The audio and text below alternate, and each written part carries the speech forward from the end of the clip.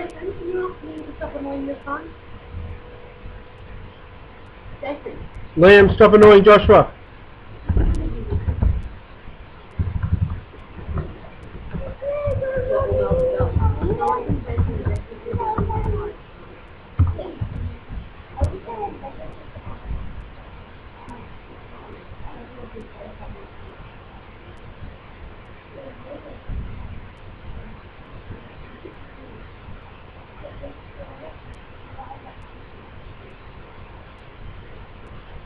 What are these girls talking about?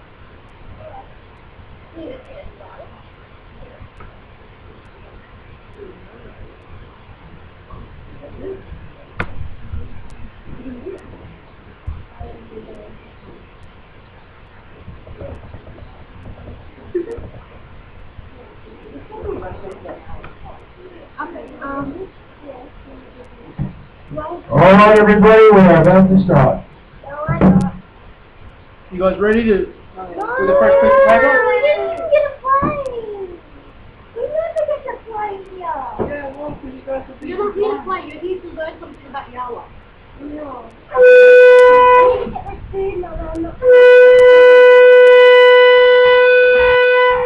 Too bad.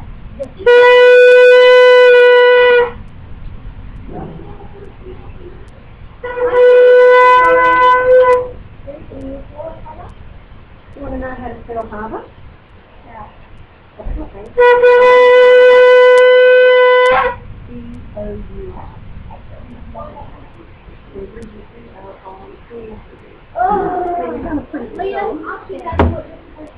Considering harbours is pretty hard work to learn. Oh, I just didn't want to say one more. Alright, Shabbat Shalom again everybody, welcome back. New streamers, welcome back. We have Gerald on Ustream today. Shabbat Shalom, Gerald.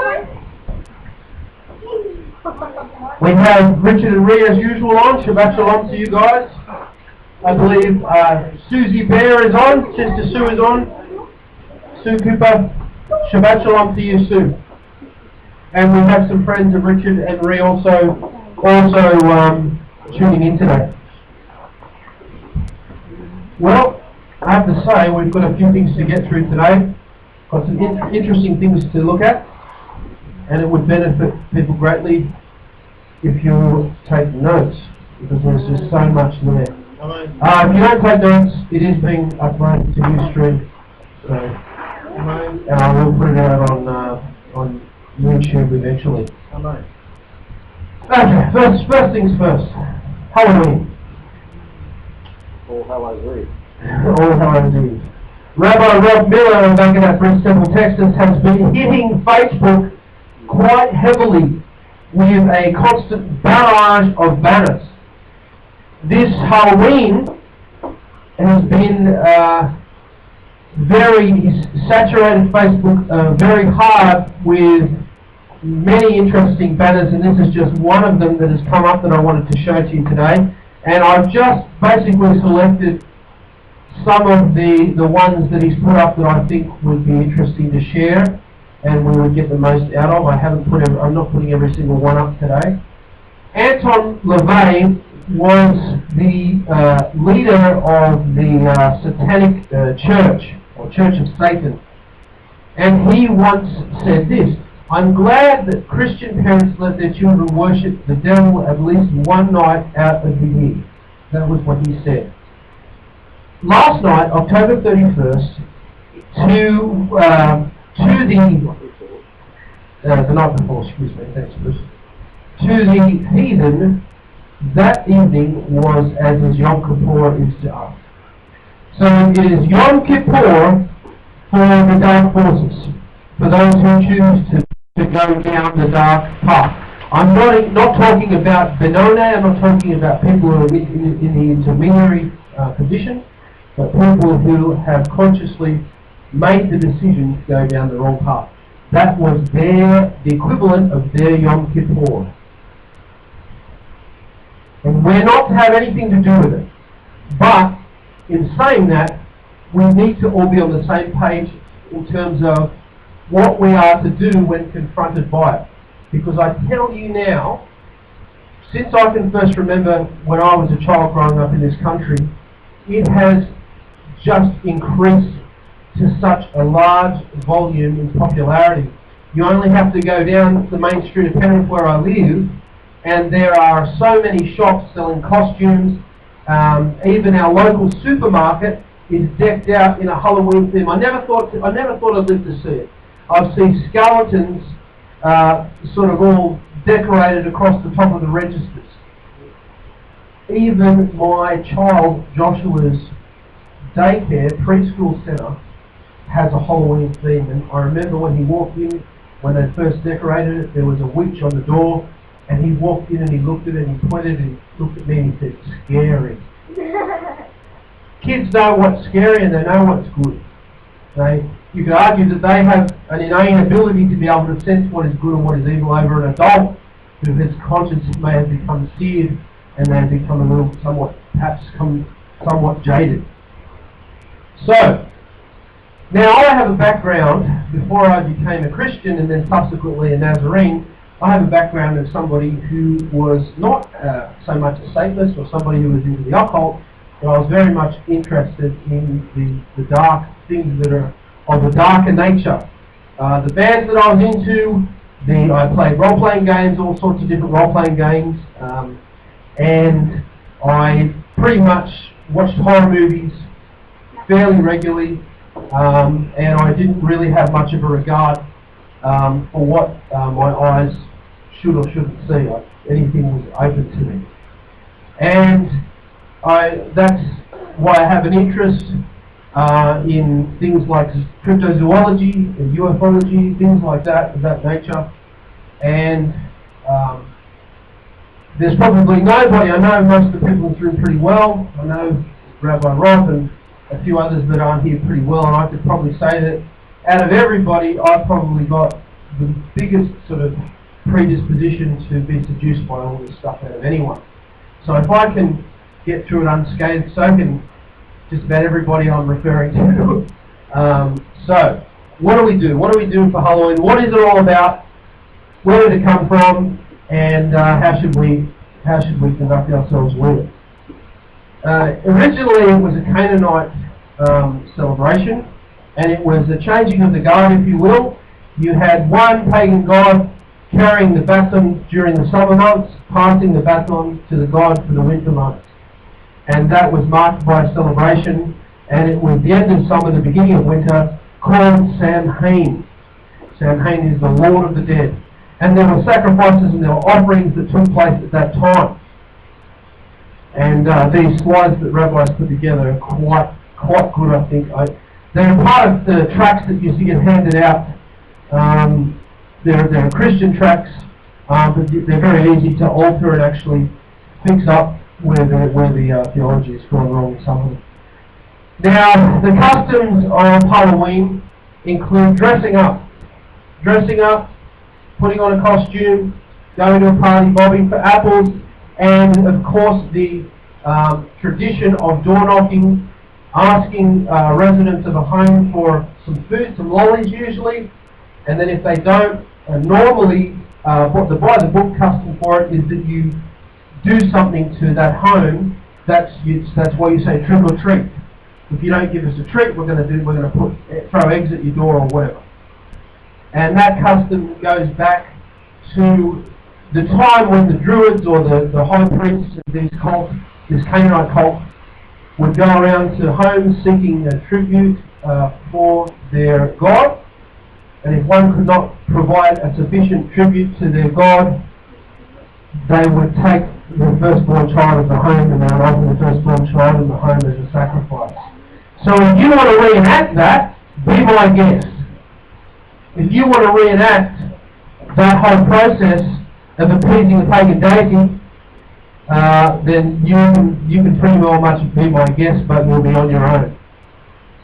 And the custom of wearing the costumes came about by the populace was convinced that if they dressed up as various animals they would scare off the dead, because on that night the dead were allowed to come back to life and harm the living. And so they believed that they built bonfires and dressed up as various types of animals that symbolised certain things that would be okay. The jack-o'-lantern comes into the picture by being put outside the homes, and the candle inside the jack-o'-lantern was made from the fat of human flesh, and that was also put out the front of the home to appease the high priest that would come around and stave off the home being attacked by evil spirits. And evil spirits do kill people, by the way. So don't you look, there's an apocryphal work, the book of Sabbath, tells a story about a particularly nasty one that was killing husband after husband of a woman in that story. So they can be deadly. But so too can the forces of good. Lilith is a little bit of a different thing. But I know what Lilith is referring to, but that talks about the tradition that Lilith was the original first female that was created. But, oh man, we can talk about that another time. Pagan priests would go house to house, as I've said. So October 31st was a night of terror called Samhain. That night the Druids went house to house taking victims to the home for sacrifices. There was a jack-o'-lantern. As I said, these slides are just... If you're on Facebook, make sure Rabbi Rob is your friend. I've never seen somebody so actively hit Facebook so much with so much evangelism. And it's cutting edge, frontline stuff that will knock your socks off. The Noah stuff that he's series that he's been doing on the true ark, Noah's Ark and everything, you just don't get that in Kansas. Trick or treat, the American celebration of Halloween rests upon the Scottish and Irish folk custom, which can be traced to the direct line from pre-Christian the vigil of Samhain, pronounced Samhain. Samhain was the druid lord of death and evil spirits. We know that they made their children pass through fire to Samhain, exposing him as Moloch. On Halloween you have the highest rate of satanic ritual crimes. Halloween murders, the other holiday in candy sales is 2.3 billion. Wow. Halloween night with its make-believe ghosts, but very real assailants, is the worst evening of the year for violent crime victimisation. The evening violent crime count for October 31st is about 50% higher than on any other date during the year, and twice the daily average. More murder, more rapes, more child abductions, and so on and so forth. Normal, beautiful ladies who are very proper, that's the one night of the week they'll dress up in scantily clad outfits and look fairly cheap and risk being harmed or being touched or injured in some way. And then obviously there's abductions and so on and so forth. It's just chaotic, really is. I don't know if you remember the film E.T. Remember the film E.T. the Extraterrestrial? The nice little film E.T. the Extraterrestrial, teeny phone home. When you watch that movie, a major plot element in that movie is it's Halloween at that time. And the whole backdrop of the movie, the first half of the movie, it's Halloween. And so these popular films, it's been sort of bled into our psyche, and you don't even know it. You don't even know that we just get used to this is the norm. And it shouldn't be the norm, and it won't be the norm. It's just a matter of time before the rug gets pulled out. Do not learn or imitate the detestable ways of the heathen nations. Let no one be found among you who sacrifices their son or daughter in the fire, who practices divination or sorcery, interprets omens, engages in witchcraft, or casts spells, or who is a medium, or spiritist, or who is a consulter of the dead. Deuteronomy 18, verse 9 and 11.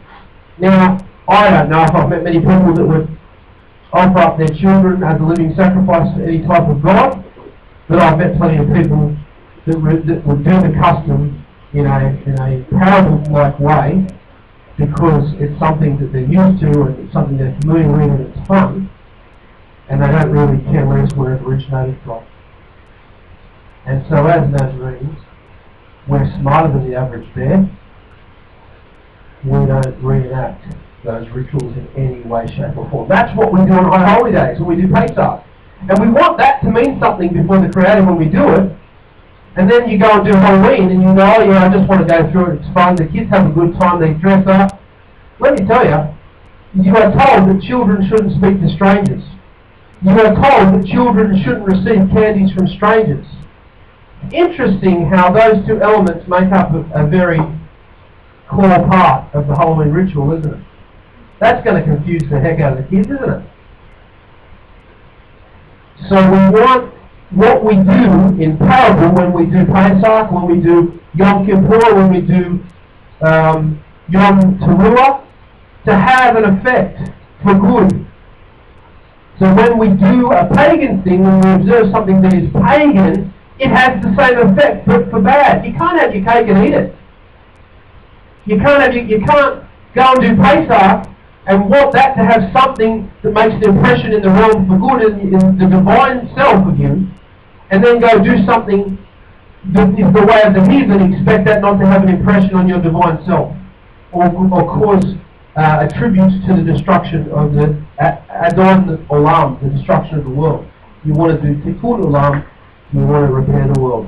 This is a photograph of the early American Puritans who banned and outlawed Halloween, which comes from All Hallows Eve, which was taken by the Catholic Church, and they used it as a day to actually commemorate their saints, changing it from its original name and meaning, and then it became All Hallows Eve, it became Halloween.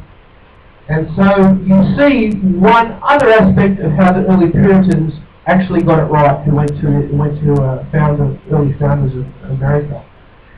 These people didn't eat pork. In fact, eating of pork was outlawed among the Puritans, and putting up an astropole, a Christmas tree, was also outlawed by the early Puritans who went to America.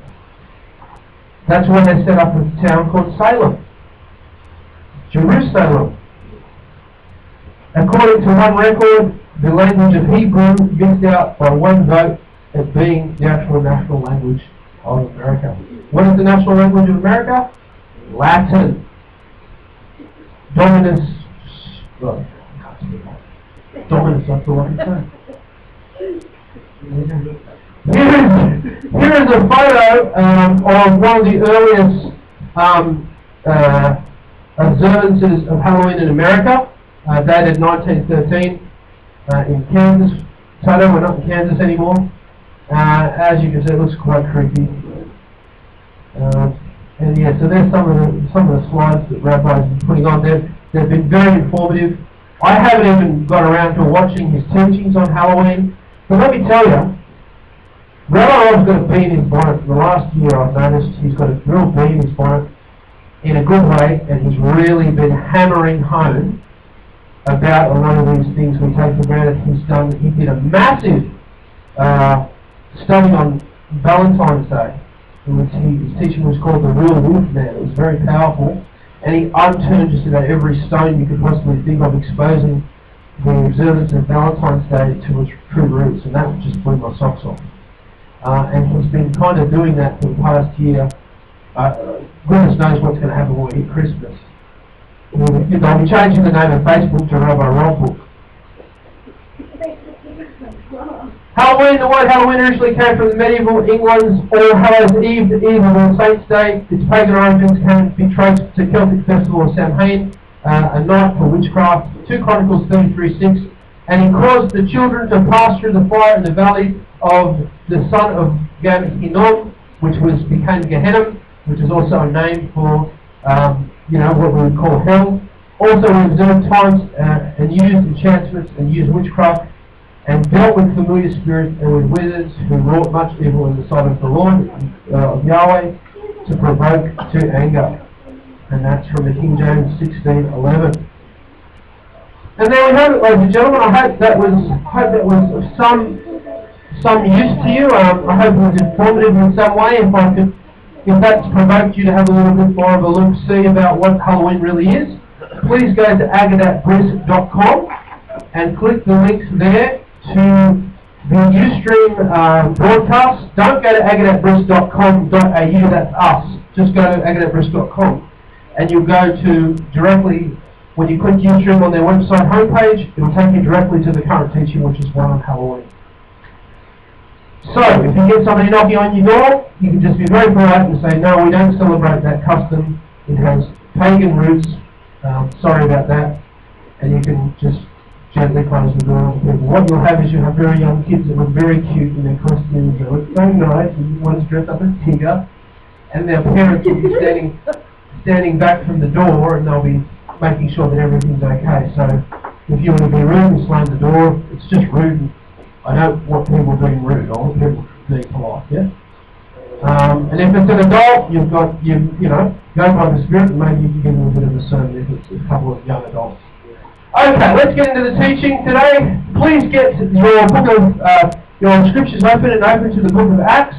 Ma'aseh HaShluchim, the mighty deeds of the holy apostles, and please get ready, get your finger ready in Acts 22.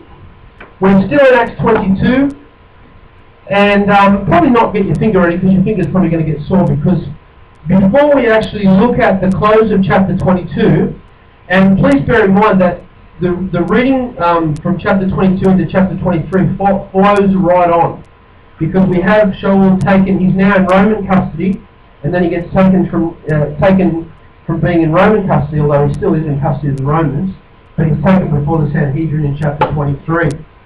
Now, what I wanted to do today is I wanted to have another refocus on Shaul.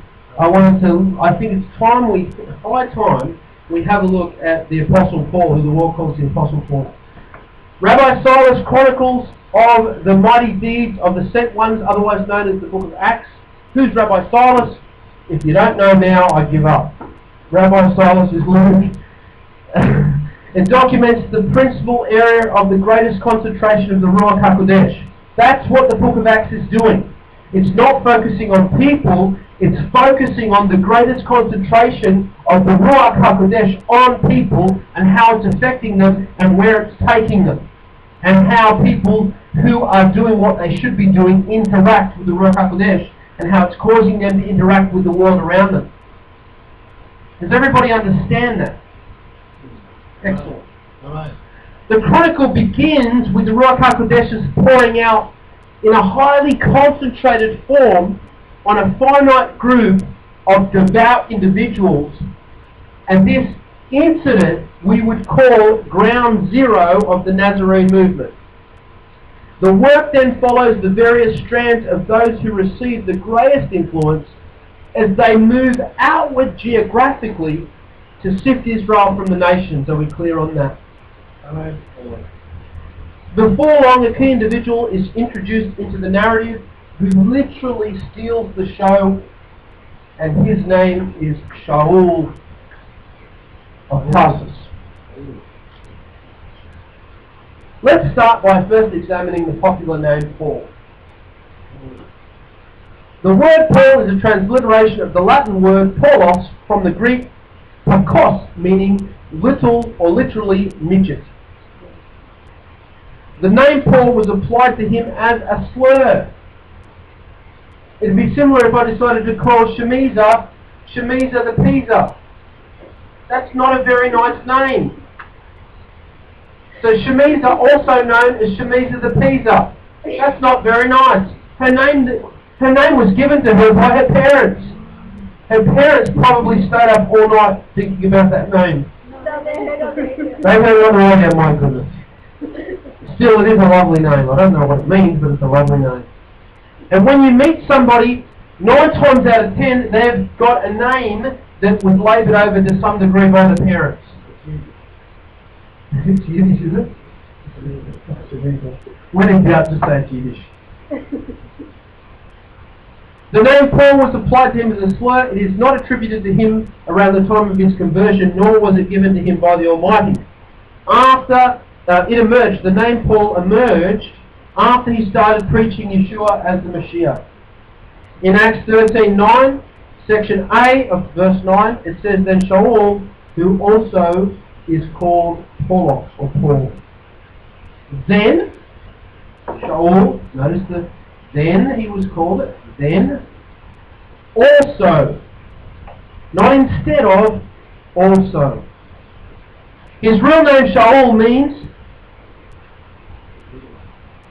his real name Shaul, what does it mean? Yeah, Paul did that. It means asked for, as in asking with great strength or petitioning in prayer for something. That's what his real name means. asked for in prayer, in strong prayer. That's what his name means. Shaul was born in Tarsus, the capital of Asia Minor, according to Acts 22:3. Philippians 3:5 says, he was circumcised on the 8th day of the race of the nation of Israel, of the tribe of Benjamin, a Hebrew, son of a Hebrew, regarding Torah, a Pharisee and Israelite of the tribe of Benjamin, circumcised on the 8th day. Philippians 3 and 5. There is reference to Shaul having a sister with her own son in Acts 23:16, as well as other relatives in Romans 16:7 and Romans chapter 11 and 12. Shaul was a citizen of Rome, according to Acts 22:25. That's what we're looking at now, chapter 22, and Acts 27:28. Because Asia Minor was a province of Cilicia, a city declared free by Rome, all natives born there were entitled to citizenship. So you were born with citizenship. And we're going to see when we get into the back end of chapter 22 that is a real privilege. Because if you're not born to it and you have to pay for it, quite a bit of dosh. Costs quite a bit of money. For some people, there are parts of Shaul's letters that contain some challenging teachings. When sufficient study is not applied to the perceived difficulties in Shaul's writings, a believer can unconsciously open a door to theological error. Occasionally, I encounter some Netzarim who have declared no confidence in Shaul's words, dismissing them as not being Yah-breathed. It's not that they completely dismiss his words, that they dismiss them as being Yah-breathed. What does that mean? They're dismissing them as having the same level of prophetic insight as the prophets in the Tanakh. And that is what bothers me the most. I'd rather than just dismiss them altogether. And then they can just go off, and we wouldn't have any more of a worry with those than we would a Buddhist monk.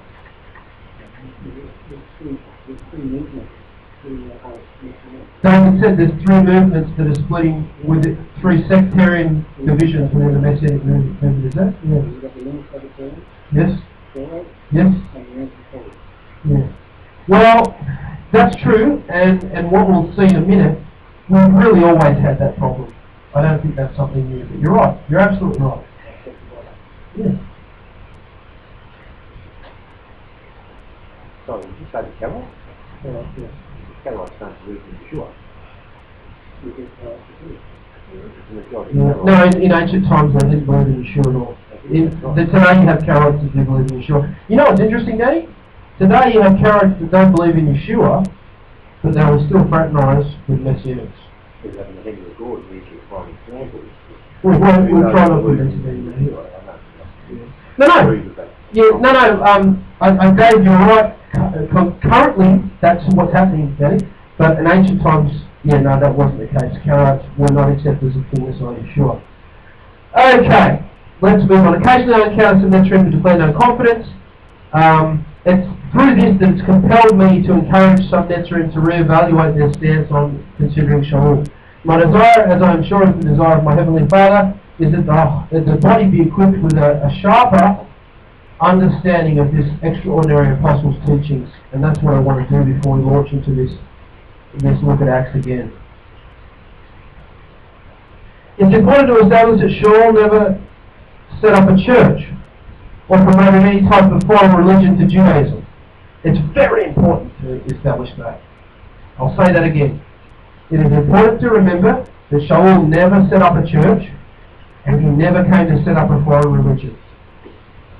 Never, ever, ever did he do that. Not even remotely did he do that. The term church is a redefined word added by translators. The term church, or Circe, or Kirka, is a redefined word added by translators.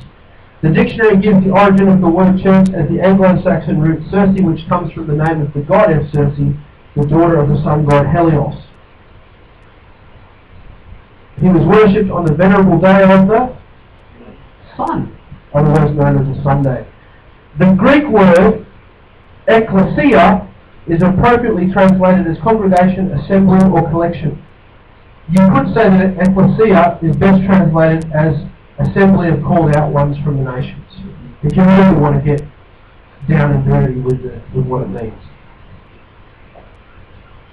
English translator William Tyndale, who became a prominent leader of the Protestant Reformation, uniformly translated the word ecclesia as congregations, or congregation. And it was due to this that contributed to him being pronounced a heretic and being burnt alive. And you can, if you can get a hold of Danny, if you can get a hold of William Tyndale's translation of the Bible, which I'm sure you can probably get on eBay or ABE Books, he actually has, if you go to, I think it's in Acts 19:37, you can actually read the word church being applied to pagan temples in context of that verse. That's amazing to me. Now let's look at Shaul's letters. Of the 21 letters that make up the Brit Hadashah, or the Netzrim Ketuvim, or the New Testament, if you still want to call it that, Rabbi Shaul is attributed to having written 14 of them. 13 books bear his name, and the 14th book, Hebrews, is also attributed to him. 7 of the letters are accepted among his letters are accepted among Hebrew scholars, as if having been initially penned by Shaul's hand himself. The others are thought to have been written by his closest disciples, who, as was the custom among all Torah students, recording the aspects of their teachers' lives and their teachings themselves. Interestingly, Shaul predominantly wrote to people who were already believers and who had a certain grasp of Torah already. This is something that I can't hammer home enough to people. There is not much in the scriptures, if anything at all, of evangelism to out-and-out pagan people.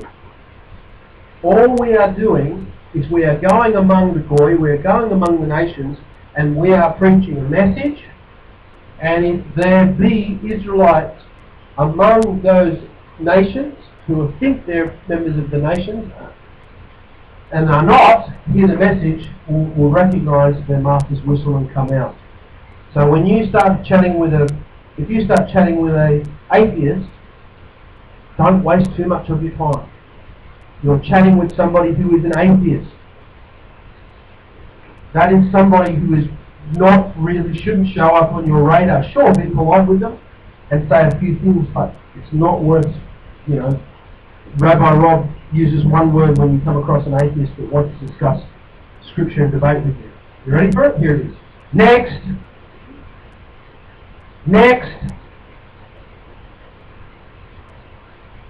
Okay, there's different views of Shaul.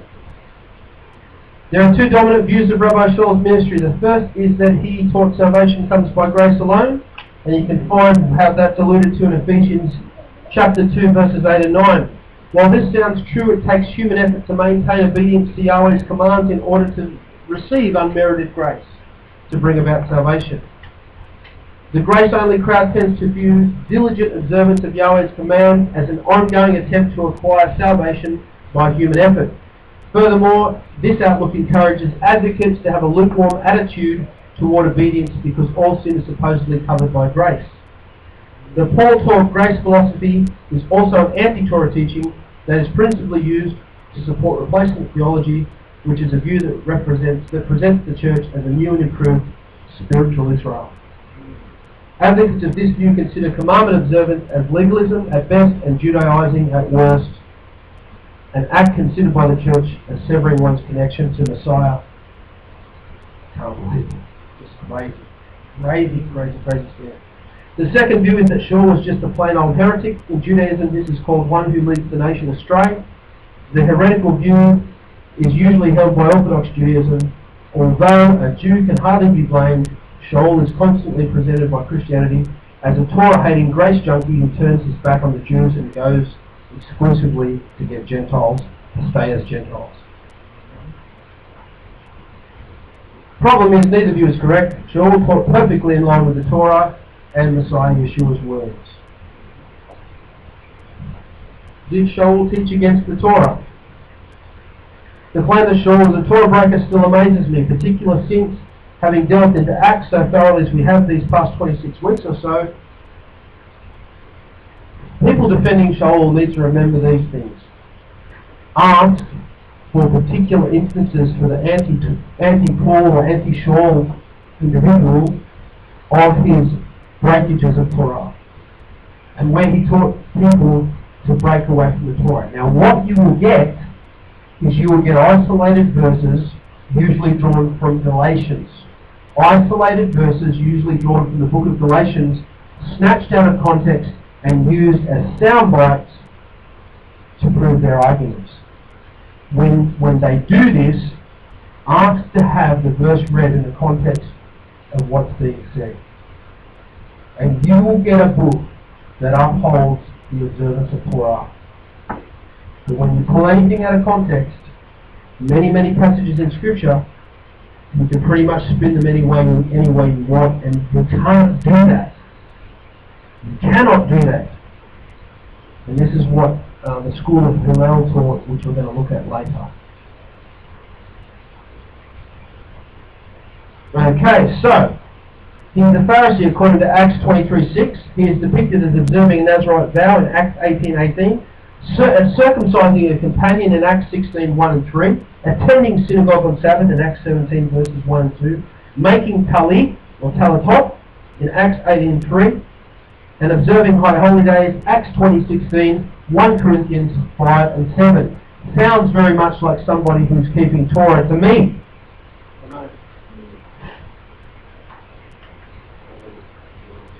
If I can be very blunt.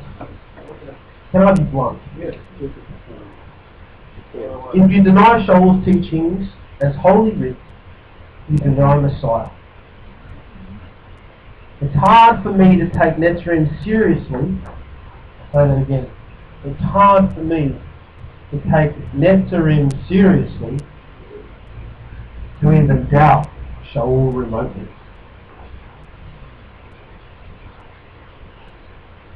Such individuals are on a boat to a Messiahless Orthodox Judaism going nowhere.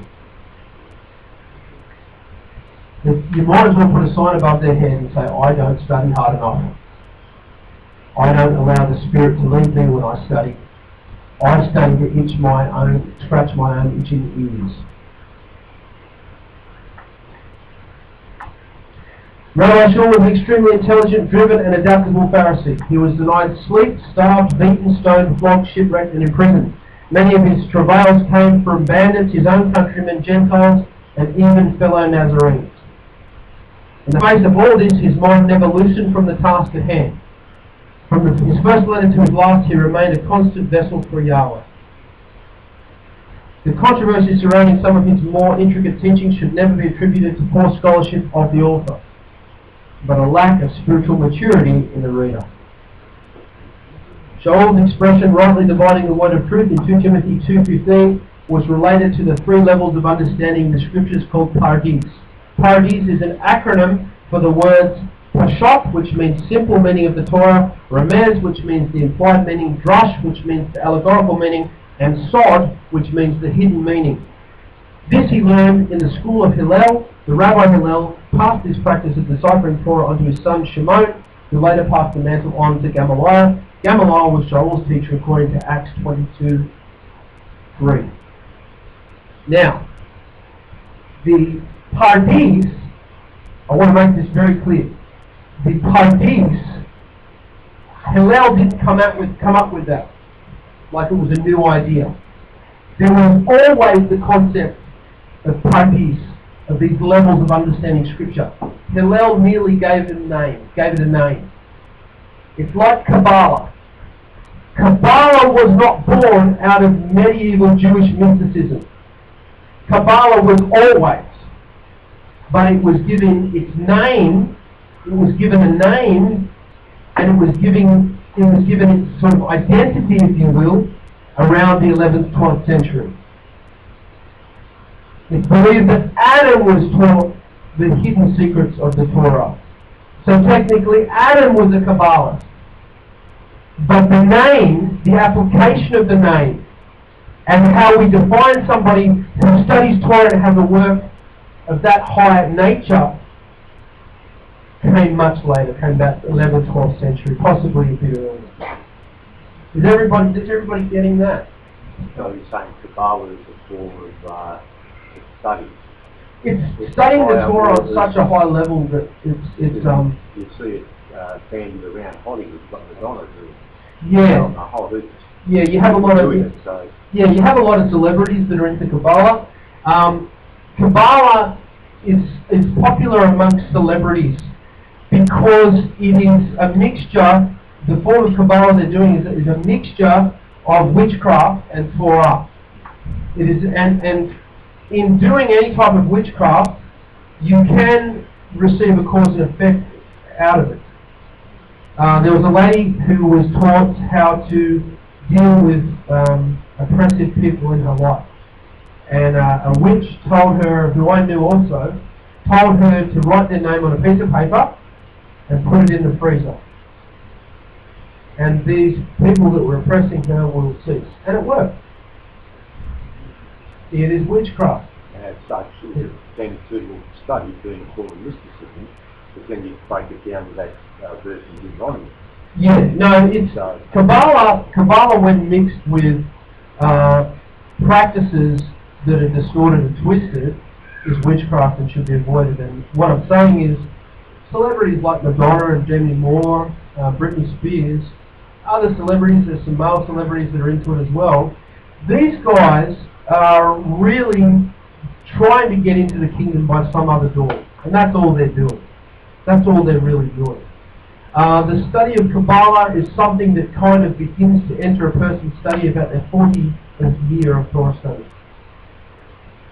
It's not something that you normally set aside, tonight I'm going to do 2 minutes of Kabbalah and 10 minutes of Torah study. They're not compartmentalized things. They're just, Kabbalah is the result of becoming so intensified by the deep study that you're doing, it gets to that level. Do you understand? So I'm not going to do Kabbalah tonight. That's right, because you've got people like say, I'll have to refer to Kabbalah for that. But they won't go to the Torah, go to the Bible, they'll go to the Kabbalah. Now, look, there's been people that have gone to the Torah and they've deciphered from the Torah an answer on a Kabbalistic level. And that's all recorded down in the Zohar, called the Book of Splendor. Now, I don't have a problem with that, Danny. I don't have a problem with people going to the Zohar and reading the Zohar, provided they've got a good grounding in the Torah itself. Provided they've got a good grounding in the Torah itself. There will be people that you will give a copy of the Zohar to and let them read a chapter or so out, but there are other people that you just wouldn't give it to them. It's not there. And they might ever be there, and that's fine. The Torah is for all intellects. The Torah is for all intellects. Amen? Shaul's letters and sayings were delivered in a learned Hebraic form of communication utilizing Gezerah Shavah, which means equivalence of expressions. This took the form of taking 2 beliefs with similar elements, presenting them with an allegory to make one point. To understand Shaul's writings, it has to be done considering complete context. And this is what your opponent will do. They will try to take verses and pull them away from context and throw them at you. You need to put that down by putting them back in their context. You are not going to win fights if you attack verses in isolation. You need to be able to put that verse that they've chosen back into context, and if they've got half a brain in their head, they'll realise that it is not expressing their view that the Torah has been done away with. Precept upon precept. That's exactly right. Precept upon precept, Danny. Exactly. This is called Davar Hilmad Mi Onana, which means explanation obtained from context, stemming from one of the 7 rules of Hillel, of the school of Hillel. Amen? But even in Shaul's day, some parts of his epistles were considered hard to understand, sometimes suffering from misinterpretation and even willful manipulation. 2 Peter 15, verse 15b, and verse 16 says, even as our beloved brother Shaul has written to you, as also in all his letters, speaking in them of these things, in which some things are hard to understand, which they that are unlearned and unstable twist, as they do also the other Ketevei HaKadosh, the whole of the scriptures, to their own destruction. So what is it saying here? The unlearned and the unstable are the only ones that are going to come undone. There's a lot of things in this life that people who have a prior instability may become involved in, it causes them to completely go off the rails. If you smoke marijuana and you have a prior instability, it might be enough to send you to a mental institution. If you decide to go and drink some alcohol, it may be enough to send you off the rails. You get another person and they do exactly the same thing. They have a bit of a puffy of a joint and they feel good for a couple of hours and they're fine. You have somebody that has a drink of alcohol and it's just a drink of alcohol. It's no problem at all. Same is true with Scripture. Same is true with Scripture. If you have a prior disposition and you are aware of the disposition and you know it needs to be routed out of you, then that's an entirely different story. That's an entirely different story. So we need to have an awareness of our own failings. And can we all try to have an acute awareness of our own failings rather than an acute awareness of other people's own failings? Can we do that? She's on my case today. Heavenly Father, give me strength. Hello. Sweetheart, I'm preaching just as much to myself as I am anybody else who wants to listen. Amen?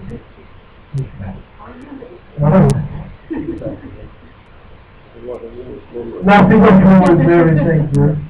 Let's have a look at 1 Corinthians 1, verses 12 and 13. For it has been declared to me about you, my Israelite brothers, by those who are of the house of Chloe, that there are contentions and disputes among you.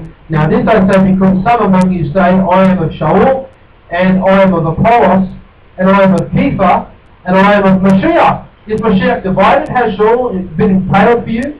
Or were you immersed in the name of Shaul? Now, that's another thing that I want to address in Shaul's writings. The unlearned and unstable people extracted some different spins in Shaul's writings, and it gradually led to sectarianism. So if you're not on the same page in terms of you believe one thing and somebody believes something else, it causes divisions, doesn't it? It causes people to go off and do their own thing. This climate described in this verse is still alive and well today. Shaul's zeal is perhaps nowhere more obviously displayed in this week's chapter of Acts. In Acts 22, in which we find Shaul among his fellow Jews back in Jerusalem, though he was apprehended to preach to the lost Israel among the nations, he did so in a way that might stir his fellow Jews to believe. Romans 11:13-14 says, I am talking to the Goy, to the Gentiles, inasmuch as I am an apostle to the Goyim. I make much of my ministry in the hope that I may somehow arouse my own people to envy and save some of them. Right? Shaul Shliach stands before a crowd of unbelieving Jews giving him testimony, during which he candidly relates his story, boldly speaking of his former role as a type of witch-finder general against the Nazarene sect. His conversion he speaks about, and his many trials, his raising up and his strengthening to be who he is now. He gives an account. It's a very long account. You will find that within the Netrichitavim. You'll find that people, just before they're about to be killed, they're allowed to give a speech. And it very much looks as though Shaul is going to be killed, whether it's by his Jews in a mob type frenzy, or it's by a Roman execution or flogging, scourging as they call it. In his speech, I don't know if you remember this, a few weeks ago, in his speech, he has every Jew listening to him until he mentions one word: Gentiles. As soon as he mentions the word Goyim, man, that crowd just goes hostile again. And so what happens? The head of the Roman cohort, the Roman garrison, take him away to the barracks, and he can see, this Roman officer can see the Jews just uncontrollable anger and rage at this man at Shaul. Where's the Nazarene community? Why aren't they standing up to him? We'll look at that when we finish. I don't know what that was. So what happens is this Roman general, he thinks this guy might have done something really wrong. Listen to this guy's really done something really wrong. So keep that in mind as we look. So if you want to have a look now in Acts 22, Acts chapter 22, we're starting at Acts at verse 22. Isn't that cool? Couldn't have planned that if I tried. And they were listening to Rav Shaul up to the word goyim. Is that right? Is that what it says in your scriptures? Acts 22 verse 22? Yes, that's a good point. Yeah. And it says it's Yep. And they lifted up their voices saying, away with such a one from the earth. He should not be allowed to live. Verse 23. And while they were crying out, while they were throwing off their robes and tossing dust into the air, the one word that set the crowd off in the uproar was the word Gentiles, as I've said. These racially bigoted and religiously oppressed people could not imagine Gentiles coming to Yahweh on the same basis as Jews. A Jew tore his clothes in response to hearing blasphemy. They threw dust in outrage over what Shaul had said. The Roman tribune directed Shaul to be brought into the barracks and ordered him to be examined by the flagellum scourge, that the tribune might have knowledge of the reason for the mob shouting at him. In case you're wondering, when you're taken in to be scourged, it ain't going to be pretty for your back. Say goodbye to your modelling career for any back, any lingerie or swimwear that exposes the back. It's all over. By the end of a good scourging, your back will look like the Rocky Mountains on a relief map. This is what Shaul was about to face. Now, one can only wonder what's going through his mind at this point, because he's been through a lot, hasn't he, Bruce? Now he's going, this is what the shout got. I reckon I'm probably going to be up for this. Let's see.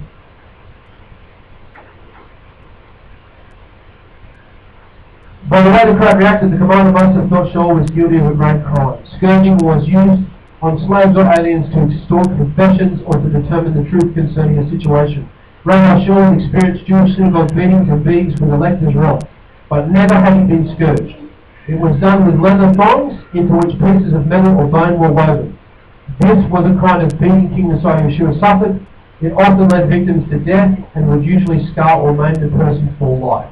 Verse 25, and when the Roman soldiers stretched out Rav Shaul out with the straps, he said to the centurion who was standing by, Centurion, point of law, if a man is a Roman citizen and uncondemned, is it lawful for you to scourge him? Whoa.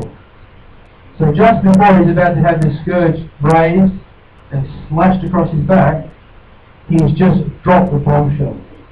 The Persian and Julian laws exempted Roman citizens from such beatings without a trial. Roman Shaul's citizenship excluded him from being tortured for information, and that's what they were doing. They were going to bash him in an inch of his life to extract the confession out of him. It excluded them from being tortured for information, together with his being untied, being untried, it excluded him from punishment. Alright?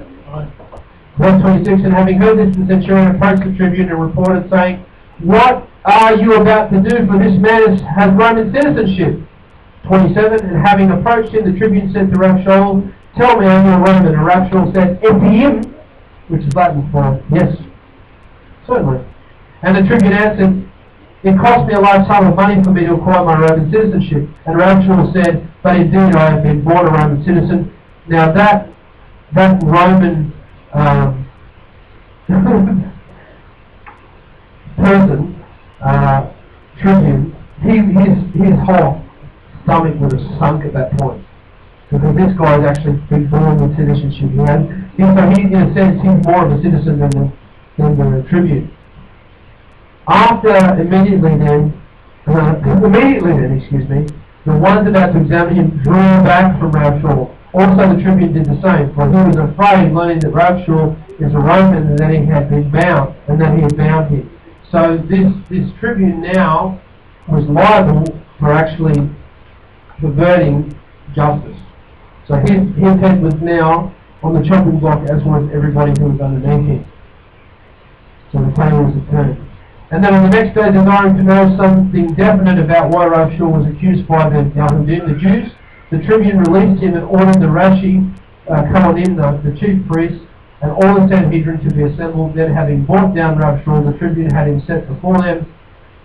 The commentary says, again the question arises, where is the Jerusalem congregation in all this? Where is Yaakov Pasik? Where is James the Just? Where is all these other so-called heavyweights in the Nazarene movement if we're so meant to be so numerous in Jerusalem? That's what I'd be asking, Jason. You've been going on about for the last couple of weeks, the Nazarene sect everywhere. Where are they? Where are they? Good question. No, I do have an answer. As large as the movement had become, it must have had significant influence. But no mention is made of President Rabbi Yaakov or any of the congregation attempting to assist, defend, or even visit Rabbi Shaul. In his book, The Purpose of Acts, A.J. Matil Jr. writes, the Jerusalem congregation knew that if it declared its solidarity with Rabbi Shaul by doing certain things, it would destroy the possibility of its own mission among the Herodians, and the Jews indeed would risk its own destruction at the hands of the Judean authorities, who could not tolerate any preaching of freedom from the law. Still not knowing what accusations the Jews were bringing against Rabbi Shaul, Lysis called the Sanhedrin Council into session. Now, was it a good move or was it a bad move in the Nazarene Council doing that? Hindsight is always 20/20, as our lovely sister of Messiah, Michelle, up in Brisbane, had said in her testimony. Hindsight is 20/20. I believe it probably wasn't the best move for the Nazarene congregation to remain silent when Shaul was being treated and accused as he was. But the decision that they made was done so at the reasoning that it may preserve the movement. The loss of one life, the preservation of the movement. All of us should have that same attitude. Don't you think that's the prophecy that Titus made against Israel? Which is? The loss of one man for the death for the war of Israel? Yes. But David just said, isn't that the prophecy that Caiaphas made against Yeshua, the loss of one man for the benefit of a greater mass? And that's precisely what going to war is all about. You send a legion of soldiers out to save the whole continent, the whole country. And so, my personal view is probably not a good idea. That maybe they should have stood by him to some degree. Surely there was something they could have said in his favour. After all this, now Rav Shaul is in his mid-50s by now. The temple is about to be destroyed probably in about 15 years' time. 10 to 15 years' time, the temple is about to be destroyed. Yaakov Hazadik, he's about to be assassinated in about 2 or 3 years' time. So you do the math. You come to your own conclusions. Who am I to tell you what to believe? But everything falls apart pretty much very soon. Shaul does a few more things. He ends up going up into Europe. We do have a book, which is a book that isn't in the original accounts that we have in our Bibles, which is believed to be the last book of Acts, which we are going to be doing when we begin into our study on Acts. And he is found going up into Europe. Into England, yes. So he does have a few more, he does have a redemption left in the old plot yet. One thing that astounds me, if you finish Acts, whether you look at the last book of Acts or not, you just see this guy's journey, what this guy went through, how much rejection this guy received, how many beatings he received, how many times he was threatened, intimidated, and he just kept going. Yeah. I'm not like that. I take it personally. I try not to, but I just did. But he didn't. There was a greater cause that he was working for, and he didn't care if it took his life. But he wanted to make sure whatever he did, whatever his bearing was on that mission, that he was on the best possible position to execute what he had to do. And a sportsman or an Olympian will do the same thing. Whatever the best technique, whatever the best lead up to the training to execute whatever they have to do, whether they're a runner or a swimmer or a high jumper. And everybody's anatomically different, aren't they, Dan? So it might be good for me to have a high meat content in my diet. It might be good for Danny to have a high vegetable content in his diet because of our metabolisms, our DNA, whatever we want to call it, is slightly different. And if we can identify what's best for us, we will do that. Bruce, you know all about that. And everybody out there, they're slightly different. That's why some people are affected more poorly from smoking than others. Some people are more affected by eating gluten products than other people. Other people, gluten is never a problem for them. So we have to find out what is the best way we can execute each task and move from one point to the next. We can do it, but we can range in our effectiveness. Shaul, I believe, was a model of somebody that was every place he had to be at the right time. Apart from Yeshua, Shaul was the next closest you get. He's all over the place, this guy. He's shipwrecked, he's stuck on islands, he's bitten by snakes, he's stoned. And people in prison, exactly, tortured. He just watches a guy fall out of a window. Everything. This is bigger than Bear Grylls. It's bigger than Rambo. And people don't want to borrow him. What does it take to impress people? That's what I want to know. What does it take to impress you? Jeez. Show me somebody. Show me anybody, apart from Messiah, who travelled as extensively as Shaul did and caused such an impact on the movement that the book of Acts, which was basically a book focusing on the Christ concentration of the Ruach, all of a sudden this guy steals the show. And pretty much Acts becomes centered on him. Not because the writer of Acts, Lucius, likes Shaul, but because that's where the Ruach was at ground zero. And we see him being introduced at the stoning of Stephen as a young man, perhaps in his late teens or early 20s. And it's not anything that you'll stop and go, oh, look at that guy. He's just mentioned in there and you don't even take 5 minutes and think about it. And then he comes back into it as a witch-finder general of the movement, routing out all the members and bringing them into chains and causing persecution to the movement. There are many stories of Nazis during World War II. It saved the lives of thousands, hundreds of thousands of Jews. And they knew the best thing for them to do was stay as Nazis, to effect the saving of more lives. If they stood down from being a Nazi and went into hiding, they would lose their effectiveness to saving Jewish souls. So be very careful, ladies and gentlemen. The person that's randomly afraid today might end up becoming the person that is your greatest help down the track. I've had that experience recently. There's been a guy at my work that I found it very difficult to get along with at times, but now I'm realising I've learned a lot from this guy. But it takes time for you to realise what's going on. And Shaul's the same. You'll see it takes Shaul a little while to get his bearings, but he works it out. He's a lot better than most. And here's our example. We follow him as he followed Yeshua.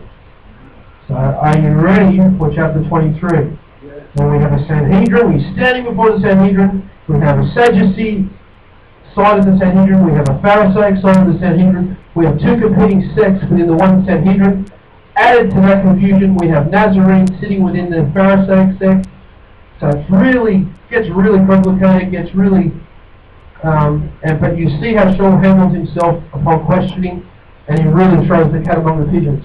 He gets slapped by the high priest. What does he do? Does he turn the other cheek? No, he doesn't turn the other cheek.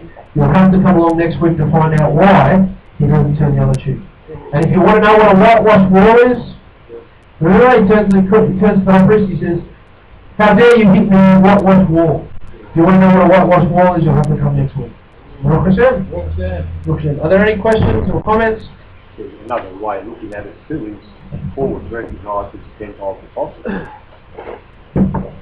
Another way of looking at it is that Paul was recognised as a Gentile apostle. In the cultural engagement of the day, if a Gentile was confirmed, they weren't allowed to sit at the same table. That typically he didn't understand the culture, but he had done so. He was recognised that he also was a Gentile, and he was put two and two together. This is why Rabbi Shaul was hated so much. But when you really look at his life, Yahweh placed him there. He was trained under Gamaliel, so he had a very good grounding of the Torah. He was a disciple of Yeshua, so he had the best of both worlds. He was gift. He had courage to do it. You could go out and see what he did. Yeah, that's exactly right. What Dave basically said is that his training up in the school of Hillel under Gamaliel, this was all for a purpose. This was all for good. It may not have been for good in the short term because, hey, we were looking after the garments of those that were stoning Stephen. But really the greater plan was that it was all set up to just completely turn everything on its head, and it worked out in our favour. Here's an example. Here's an example. You see this question about the blind man or the lame man or someone. Yeah. And he says, for the glory of Elohim, this man is made lame. Yeah, for the glory of Elohim, this man was made lame. Yeah, right up to his whole life, it was for this moment. Yeah, exactly. Yeah. Yeah, that's right. People may have an affliction, and for their whole lives they've been asking, what the reason is for their affliction. There may come a day where that's going to be made apparent. David would constantly come before Yahweh and say, I don't understand what the purpose is of insanity. He would go to the mental institutions within Jerusalem, within Israel. He'd go and visit the mental institutions. They had the prisons of confinement where they had the mentally insane. He would sit there and he'd look at them and he'd go, why? They're just dead men. What is the point of these people being left alive? They don't have no conscience of self. And then finally Yahweh answers him and causes him to have a mental imbalance and saves his life. He then says to Yahweh, I don't understand the point of the insect world. I don't understand why you would bother having a spider, for example. Why do you have these small, minute creatures on the earth? I don't understand the benefit of these. And then as he was being pursued by Saul, and he fled into a cave, he ran down into the cave as far as he could and found that it was a dead end. And Shaul was coming right up behind him. And he'd gone down so far into the cave that by the time he made it back to the mouth, Saul was living with his troops. And what Yahweh did is he made a spider cast a web over the mouth of the cave after he walked in there. And when Saul and his men came to that cave, they saw this big spider's web over the mouth of the cave that was completely untouched. And they went, okay, he got in this one. So Yahweh answered David, not straight away, but he would eventually answer him on all the things he struggled with. Solomon struggled with the laws of the red heifer. And to date, if you believe some of the commentaries, he never got his head fully around the red heifer. We don't struggle with that nearly as Nazarenes. We probably understand the red heifer better than Solomon, the most wisest man ever walked, ever did. We understand it better most of Judaism. We have been given the excuse, and we don't even know we've got the excuse. We don't even know we've received it. And we're finding that it's part of coming here on Shabbat, it's part of being a Nazarene, it's part of keeping Torah, it's part of communing with people through the week and having fellowship. If we're finding out things as we go, and it should be a good revelation, it should be something you can get excited about. So are there any more questions or comments? Alice, are you cool? Brucey, you're cool? Danny? Shamiza, are you cool? Yeah, bring the kids in. Alright, what we do at Agano Bris, this has been instituted by our Rabbi, Rob Miller. We get the kids to draw some pictures of what they were listening during the sermon, and we get them to come up the front and tell us what they drew and why they drew it. And it's always interesting, they always seem to fixate on the most bizarre things that have been said. So if you just want to hang fire, and we'll get the kids out the front to tell us what impacted with them with what was said. Amen. Those of you that are listening on Ustream, thank you for listening again. Shavuot Tov, hope you have a good week. If I don't get to say goodbye to you before you go, you have to leave. Shabbat Shalom again to you, Richard and Ree, and to Simcha, Shabbat Shalom. Richard and Ree's friends also too. It's been an honour you tuning in. And to Gerald over in America for staying up very late and listening to the broadcast. We really appreciate you doing that, and no doubt you're going to give a good report to Rabbi and the rest of the people. We have here, if you're still tuned in, Gerald, we have today with us, we have George, or Brother Giordano, with his son Jay. I'll just sort of aim the camera at them and you can say Shabbat Shalom. We have Giordano hiding there. They're very mature, might I add. These are very mature men in Torah. They wouldn't muck around for anything. I think they feel that maybe if they go on camera, their souls will be stolen. This is David behind the alternative liturgy there. And David wishes you all the best, even though he won't show you his face. This is Sister Dallas. And they're very rude. I know I'm going to get it anyway. This is Brother Bruce. And this is Brother Danny. And this is my wife Shabnam, who is just a wonderful lady. We love her very much. And this is our house servant, Shemeza. No, this is Shemeza, who is living with us at the moment. It's all above board. No polygamy here. Yep. There's my son Joshua over there. Say hi, Joshua. Hello. And this is Brianna. And this is my daughter Hannah. And so we are about to get a little bit of a presentation of what they were drawing. That's okay. Alright. Hannah, what did you draw today?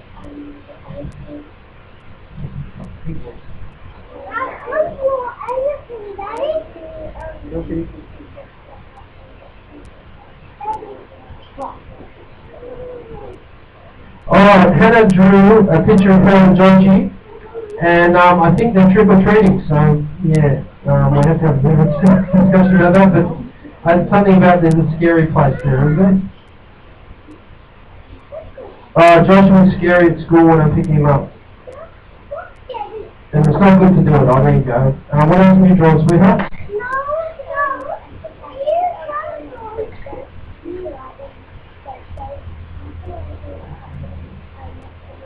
Oh. Okay, so she's drawn a picture of somebody trick-or-treating, and she's drawn that inspired by what's been said in regards to how you respond to people who come to your door to trick-or-treating, that you don't be rude and you just politely ask them to go away. Very good, sweetheart. What else have you got?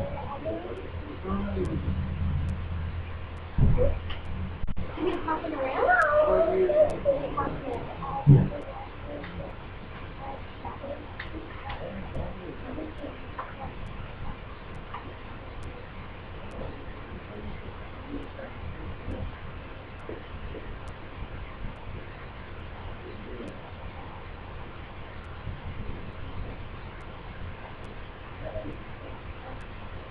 What's that another one of these? I want to turn to the moment. What else have we got?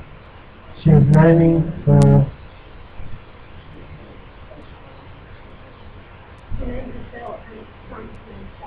Oh, okay, so she's got a Shaul's mum naming Shaul here. That's very nice.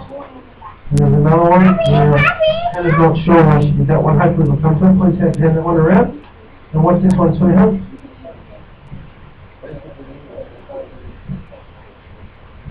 And she's drawn a picture of the Bible and the scriptures. So that's very good, darling. That must have been when I was talking about Sean's letters, wasn't it? Very good. Please give Hannah a round of applause, everybody. Oh, hang on. We've got a late entrant. We've got somebody being stabbed. Oh, great. She's drawn a picture of Sean going to die. Okay, so then we'll just pass that one around. Yes, there's a little bit of blue. Alright, Brianna, what have you got?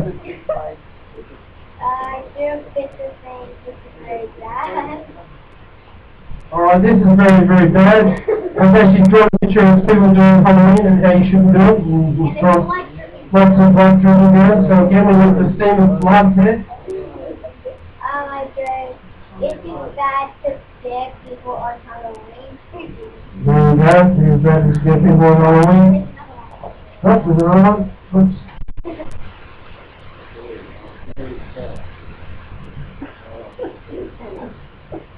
What else we got, sweetheart? It is very bad to do Halloween. Okay, so again, it's very bad to do Halloween. There we go. So, Halloween is the first part of the message we have.